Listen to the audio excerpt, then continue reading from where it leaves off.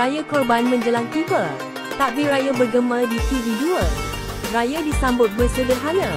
Syukuri setiap nikmat yang ada. Salam Aidiladha. Semoga hari ini penuh dengan keberkatan dan kebahagiaan untuk anda sekeluarga. Sempena Hari Raya Aidiladha, TV2 telah menyediakan rancangan-rancangan menarik seisi keluarga untuk anda.